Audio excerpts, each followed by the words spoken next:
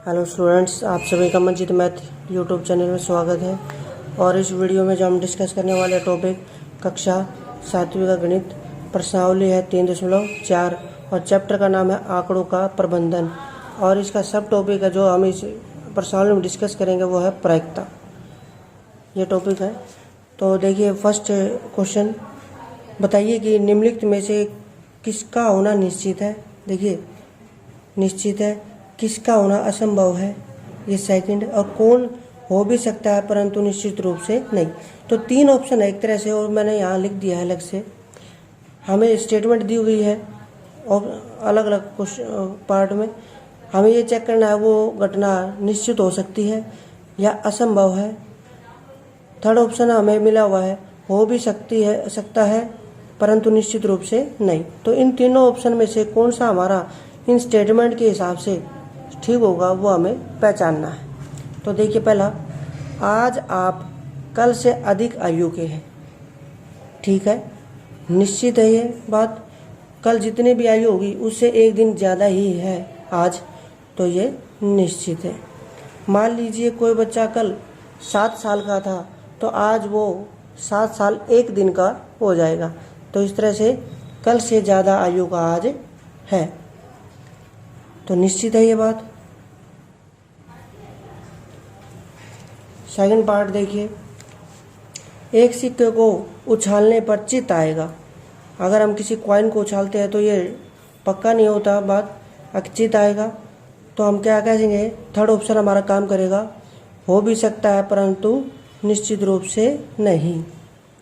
हो भी सकता है परंतु निश्चित रूप से नहीं, मतलब ये कोई डेफिनेट पक्की बात नहीं है, चित ही आएगा। थर्ड है, एक पासों को फेंकने पर 8 आएगा।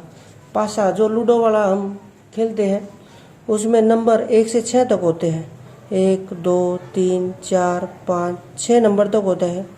और ये हमसे पूछ रहा है पासे को फेंकने पर 8 नंबर आएगा।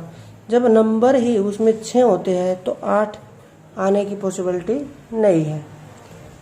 तो हम क्या कहेंगे इसके लिए, सेकंड ऑप्शन काम करेगा, असंभव है। फोर्थ है, अगली ट्रैफिक लाइट हरी दिखेगी। ये जरूरी नहीं है। तो ऐसा क्या कहेंगे हम, हो भी सकता है परंतु निश्चित रूप से नहीं। क्या लिखेंगे, हो भी सकता है परंतु निश्चित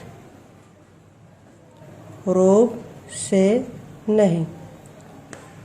तो अगली लाइट क्या है, हरी हो भी सकती है और नहीं भी।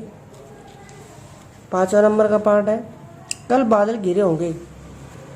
यह भी क्या है, सेम यही, हो भी सकता है या नहीं, सेम यही बात यहाँ लिखी जाएगी। ठीक है, अब देखते हैं क्वेश्चन नंबर सेकंड क्वेश्चन में क्या दिया है, एक डिब्बे में 6 कंचे हैं। मान लीजिए हमारे पास ये डिब्बा है और ये हमारे कंचे हैं 6, जिन पर 1 से 6 अंकित है। 1 2 3 4 5 6, या इस तरह से सपोज कीजिए लिखा हुआ है। संख्या 2 वाले कंचे को इनमें से निकालने की प्रायिकता। सबसे पहले प्रायिकता का मतलब समझिए।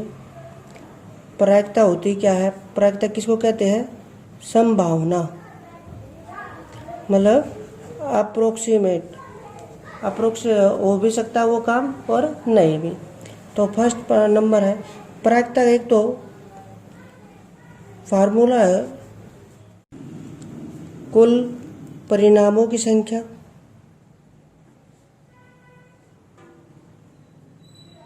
ये नीचे आएगी हमेशा ध्यान रखना, और ऊपर आएगा अनुकूल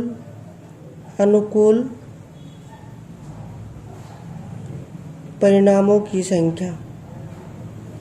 तो देखिए इस छोटे से फार्मूले के हिसाब से जल्दी सॉल्व हो जाएगा। कुल परिणाम, सबसे पहले हम कुल परिणाम निकालते हैं क्वेश्चन के हिसाब से, जो हमारा फार्मूला है। कुल परिणाम कितने हैं, 1 2 3 4 5 6, तो 6 ही उसके कंचे हैं तो वही हमारे 6 कुल परिणाम बनेंगे। अनुकूल परिणामों की संख्या, अनुकूल परिणामों की संख्या ये भी कह सकते हैं। और यह हमसे जो पूछा गया है कंचा संख्या 2 वाले कंचे की संख्या, या फिर हम क्या कह सकते हैं संख्या 2 वाले कंचे की संख्या। दोनों ही बात ठीक है। अनुकूल मतलब जो हमें क्वेश्चन के हिसाब से चाहिए या क्वेश्चन के हिसाब से जो कह रखा है उसके हिसाब से भी हम स्टेटमेंट बना सकते हैं। संख्या 2 वाले कंचे की संख्या। अब देखिए 2 नंबर का कंचा कितने हैं, सिर्फ एक बार है, ठीक है। तो अब हम अपनी प्रायिकता निकालेंगे। जैसे हमारा फॉर्मूला है अनुकूल परिणाम, इसी को कहेंगे कितना है 1। अब कुल परिणाम की संख्या कितनी है हमारे पास 6, तो हमारा फर्स्ट आंसर कितना आ जाएगा 1/6। ऐसे सेकंड नंबर का पार्ट है। सेकंड नंबर के पार्ट में क्या करना है, संख्या 5 वाले कंचे को निकालने की प्रायिकता। संख्या 5 वाले कंचे की संख्या, कंचे की संख्या, ध्यान दीजिए यहाँ पे संख्या लिखना है, प्रायिकता नहीं लिखना। तो संख्या 5 नंबर का कंचे कितनी बार आए हुए हैं हमारे इस बॉक्स में, सिर्फ एक बार। तो हम इसको कैसे लिखेंगे, इसकी संख्या 1 है, तो हमारी प्रायिकता क्या हो जाएगी, अनुकूल परिणामों की संख्या के हिसाब से 1, कुल परिणाम कितने हैं 6, तो हमारा आंसर क्या आएगा 1/6। अब देखते हैं इसका थर्ड क्वेश्चन। थर्ड क्वेश्चन की स्टेटमेंट है, यह निर्णय लेने में के लिए कि कौन सी टीम खेल प्रारंभ करेगी एक सिक्का उछाला जाता है, कॉइन उछाला जाता है। इसकी क्या प्रायिकता है कि आपकी टीम खेल प्रारंभ करेगी। तो देखिए जब टीम के जो कॉइन होता है, कॉइन में 2 ही पासे होते हैं, 2 ही साइड होती है, चित या पट। हम इसको क्या कहते हैं हेड या टेल। तो इसको छोटे फॉर्म में हम कैसे लिखते हैं हेड और टेल, सिर्फ 2 ही परिणाम आ सकते हैं। तो प्रायिकता का जो नियम है उसमें हमने पढ़ा है प्रायिकता। तो हमारा फार्मूला क्या है, कुल परिणामों की संख्या